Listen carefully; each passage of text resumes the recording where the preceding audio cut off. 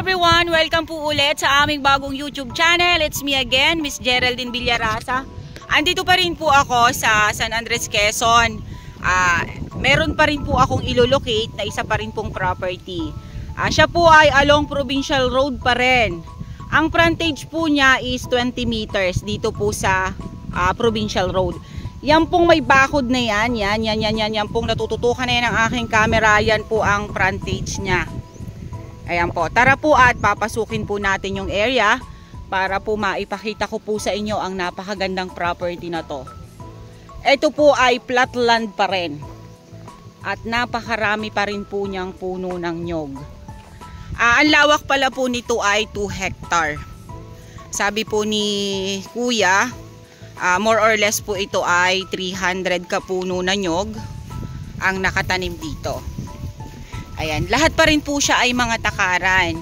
Then yan pong mga kubo na yan po ay mga babuyan. Kasama po yan sa property.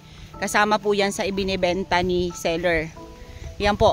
Yan pong natututukan na yan ng aking camera. Yan pong bakod na yan, nakawayan. Yan po ang boundaries ng property sa kabilang area. Ayan po. Ito pong babuyan na to. Titingnan ko po kung ilang pitak po siya. Papasukin po natin. Yan. Half body po siya. Ayan po. Yan, dito po sa kabilang side na to. Ito, isang pitak. Then, ito pong kabilang to ay isa pa rin. Then, ito po yung pang maramihan. Ayan po siya. Malalalaman na lang po itong area na to. Ayan po. Bagong-bago po kagagawa pa lang po nung babuyan na to. Ayan. Then, ayan po yung Provincial Road. Ako'y humahanga po talaga dito sa San Andres. Lahat po talaga halos ay flat land. Ayan, dito po sa likod may tanim po na mais. Yan. Then yung kabila pa pong kubo. Para yung kabilang kubo po ay sa manok naman. Ito pong side na to, ayan. Sa manuka naman po ang pwede dyan. Opo.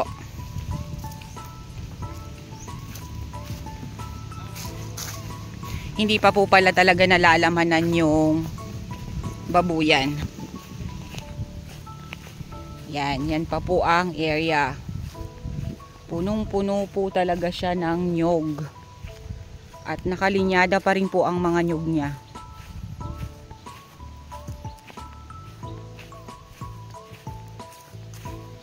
Hindi nakakasawang tingnan pagka talaga ganito ang area.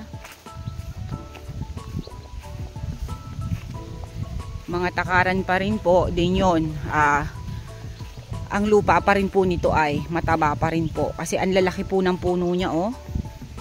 Makikita mo po kasi sa isang nyog kung mataba po ang kanyang lupa. Kasi ang lalaki po ng puno niya. Then, ang mga bunga naman po, ayan, malalaki din po ang buo ng bunga niya. Hindi po siya masyadong na apektuhan ng tag-init.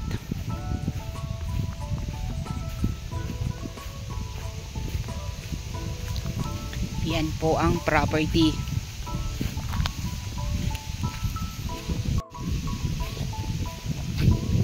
Super duper ganda po nito. Sa mga buyers po namin na gusto po ay pagbaba ng sasakyan ay property na, ito na po yung inaantay nyo. Along Provincial Road po ito.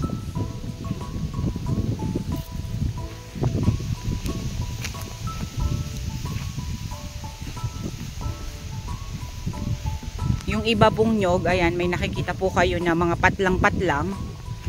Siguro po ay nung nagdaang bagyo, naputol siya. Kaya tinanggal na lang po dyan. Kaya medyo po may pangilan-ngilan na patlang. 100% flatland po talaga ito. Nandito na po ako sa may bandang gitna. Wala pa rin po ako nakikitang bundok. Yan po. Ang boundaries po dyan sa kabilang side na yan. Yan. Yung maisa na yan. Then ito pong side na to. Yan po ang kasama sa 2 hectare.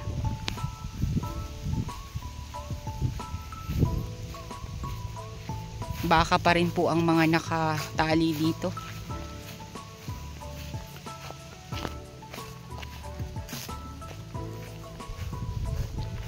Napakaganda po ng area oh.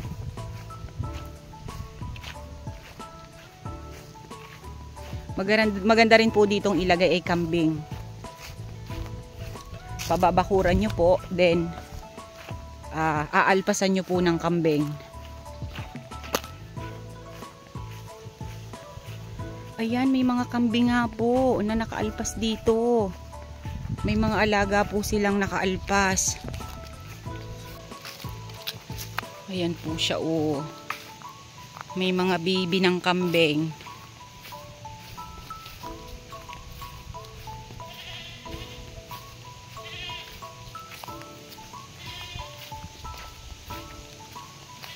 Kahit po dito sa likod oh, flatland pa rin po siya.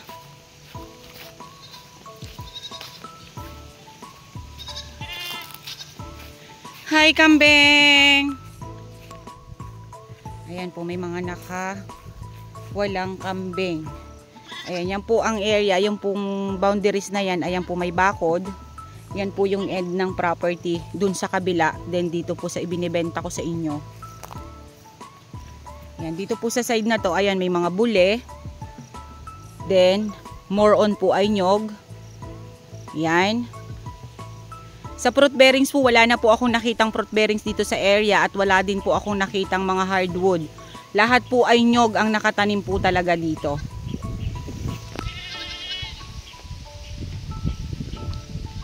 Yan, naglalaro po yung baby na kambing.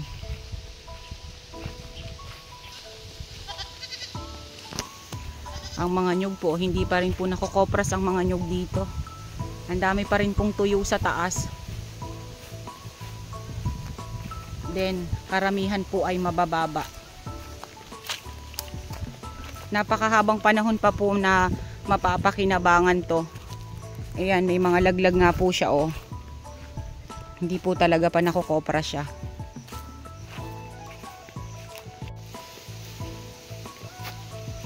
Yan, ayan pa po ang property. Yan pong iniikutan na yan. Kasama pa rin po yan sa area. Yan. Basta po yung may mga bakod na yan, kabilang properties na po yan. Yung may mga tanim na po yan na mais. May barbware po yan dyan sa gitna.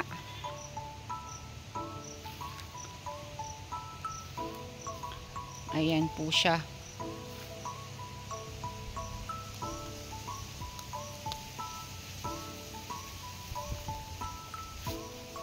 Napakaganda po talaga niya oh.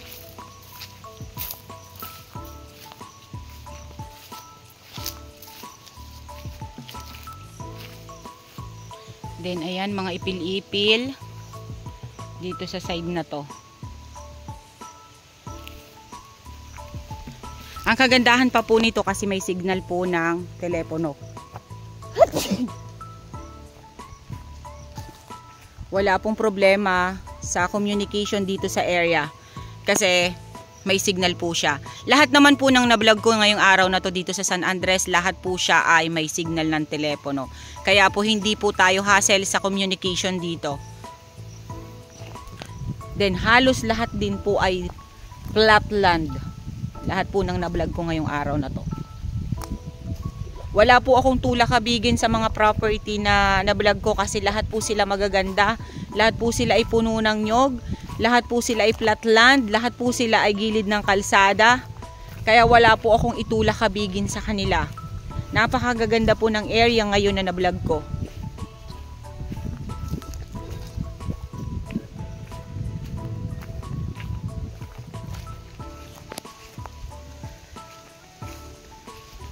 Yan po, babalik na po tayo doon sa pinanggalingan natin.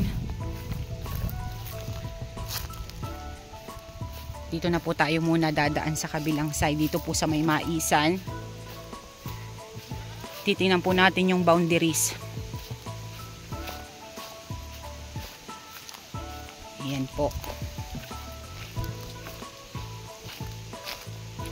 Yung po kasing may maisan na yun, wala po talaga siyang kapuno-puno ng nyug. Bakanting lote po talaga siya. Hindi po katulad nito, ito binablog kong to, na nyugan po talaga siya. Napaka-productive po ng area na to. Wala po akong masabi.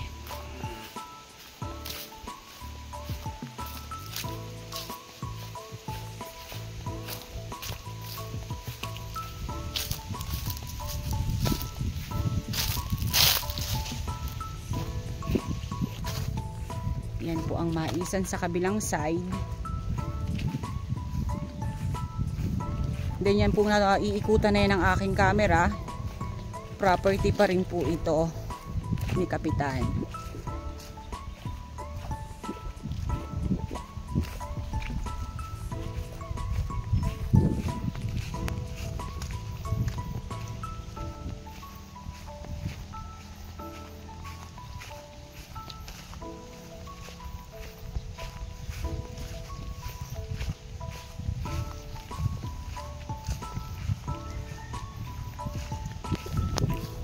Babalik na po tayo doon sa mga kasama namin. At medyo po hapon na. Sa susunod po ulit na pagbabalik ng San Andres, hahandugan ko po ulit kayo ng magagandang property. Okay po, avail nyo na po ang property namin. Dito po ito sa San Andres, Quezon. Along Provincial Road, 20 meters po ang frontage niya sa Provincial Road. Then, ang nyug po niya is 300 kapuno more or less. Then, 100% flat land. Meron po siyang, bale, 3 pitak ng babuyan. Then, sa likod po ay meron din pong manukan. Okay po, once again po ako po ulit ang inyong site locator, si Miss Geraldine Villarasa. Maglalambing pa rin po ako sa inyo. Paki-like and share po ng aking mga video. And paki-subscribe na rin naman po ng aming bagong YouTube channel.